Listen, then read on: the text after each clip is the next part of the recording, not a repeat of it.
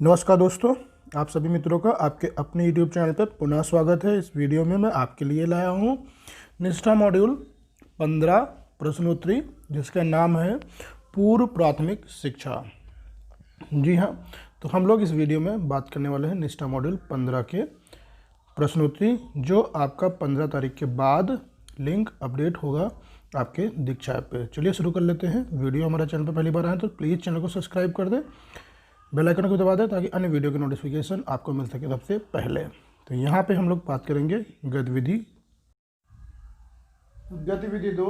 चलिए पुनरावृत्ति करते हैं। सत्य और असत्य पर निशान लगाएं। जो आपकी गतिविधि में कुछ प्रश्न आएंगे। सबसे पहला प्रश्न है, पूर्व माध्यमिक शिक्षा 3 से 6 वर्षीय बच्चों के लिए एक आयोजित कार्यक्रम है, ये सत्य है या असत्य? तो ये आपका सत्य है, इस पर आप टिक लगा के आगे बढ़ेंगे। अगला प्रश्न है, पूर्व प्राथमिक शिक्षा का उद्देश्य बच्चों को अक्षर और संख्या सिखाना है, ये सत्य है या असत्य? तो ये आपका असत्य है, इस पर टिक लगा के बढ़ेंगे आगे। बच्चे तय करते हैं कि वे किस रुचि के क्षेत्र लर्निंग सेंटर में खेलना चाहते हैं, ये आपका असत्य है या सत्य? ये आपका सत्य है, इस पर आप टिक करके बढ़ेंगे आगे। पूर्व प्राथमिक शिक्षा का उद्देश्य बच्चों का समग्र विकास है, ये आपका असत्य है या सत्य? तो ये आपका सत्य है। इसके बाद, परिवेशीय बच्चों को शिक्षित करने का एक शक्तिशाली माध्यम है, सत्य है या असत्य? तो ये आपका जो क्वेश्चन है वो है सत्य। बच्चे आपस में परस्पर संवाद करके सीखते हैं, ये आपका सत्य है। बच्चे वयस्कों के साथ परस्पर संवाद से सीखते हैं, असत्य या सत्य? तो ये आपका सत्य है। निर्देशित खेल बच्चों द्वारा शुरू किया जाता है, सत्य या असत्य? तो ये आपका है असत्य। इसी तरीके से अगला प्रश्न है, विकास के 8 क्षेत्र आयाम हैं, ये आपका असत्य है या सत्य? तो ये आपका असत्य है।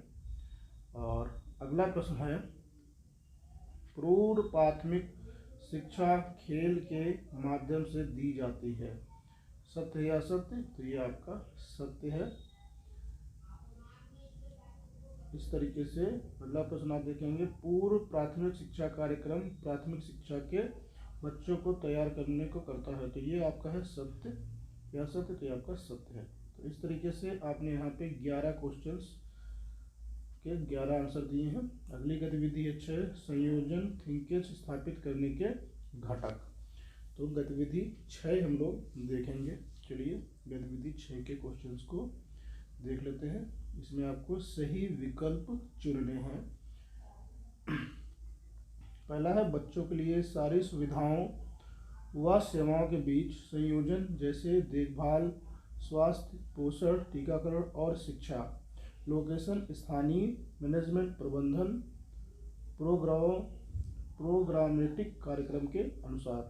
तो यहाँ पे आपका सही आंसर है मैनेजमेंट यानी कि प्रबंधन।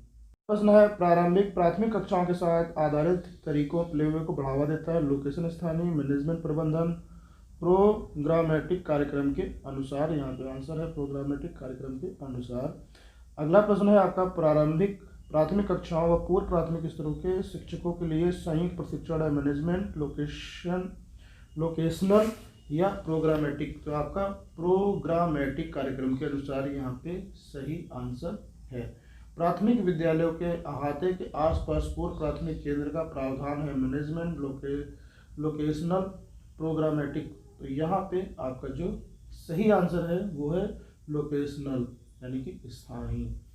समुदाय के सहयोग व संसाधनों का उपयोग करना, प्रोग्रामेटिक कार्यक्रम के अनुसार, मैनेजमेंट प्रबंधन के अनुसार, लोकेशनल स्थानीय? तो यहाँ पे आपका जो सही आंसर होगा वो होगा मैनेजमेंट प्रबंधन के अनुसार। तो यहाँ पे आप टिक लगा के बढ़ेंगे आगे।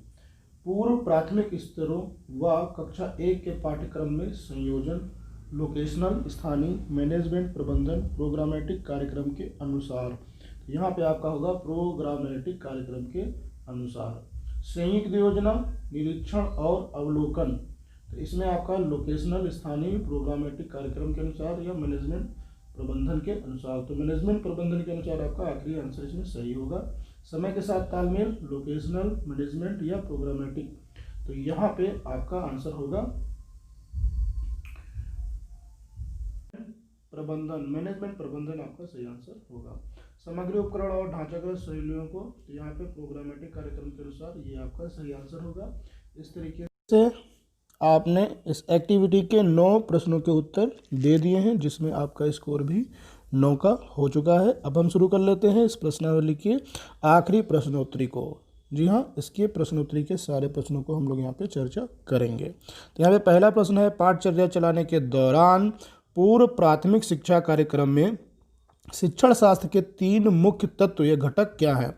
खेल, कहानी कहना और पढ़ना, खेल अनुभवात्मक अधिगम और पर्यावरण, खेल अनुभवात्मक सीखना और कहानी कहना, खेल परस्पर संवाद और परिवेश। तो आखिरी वाला आंसर आपका बिल्कुल सही है, खेल परस्पर संवाद और परिवेश।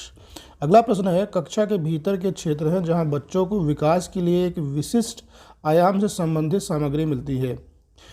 देखभाल केंद्र, संगीत केंद्र, लर्निंग सेंटर या अध्ययन केंद्र। तो यहाँ पे आपका जो आंसर है वो है लर्निंग सेंटर, आपका सही आंसर।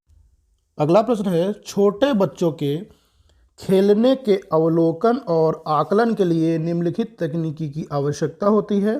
पोर्टफोलियो, चेकलिस्ट, ऊपर के सभी, रेटिंग स्केल। तो आपका तीसरा ऑप्शन सही है, ऊपर के सभी। चलिए बढ़ते हैं हम लोग अगले प्रश्न की तरफ। अगला प्रश्न है, निम्नलिखित में से कौन सा घटक या तत्व संयोजन लिंकेज स्थापित करने के लिए है? कार्यक्रम के अनुसार, प्रोग्रामेटिक, प्रबंधन, मैनेजमेंट, स्थानीय लोकेशन या उपयुक्त सभी। तो इसका जो आंसर है वो है उपयुक्त सभी। आखिरी क्वेश्चन इसका सही है, आखिरी ऑप्शन है। पूर्व प्राथमिक केंद्र आने वाले छोटे बच्चों के लिए आयु समूह क्या है? 3 से 4 साल, 2 से 3 साल, 3 से 6 साल, 4 से 5 साल। तो यहाँ पे आपका जो सही आंसर है वो है 4 से 5 साल। चौथे ऑप्शन पे आप टिक करके आगे बढ़ेंगे। संज्ञानात्मक विकास के लिए उप आयाम के रूप में मैथमेटिकल थिंकिंग में शामिल है आकार, स्थान की समझ, उछल कूद, खेलना या कथावाचन। तो आपका सही आंसर है आकाश और स्थान की समझ। पहला ऑप्शन इसमें सही है।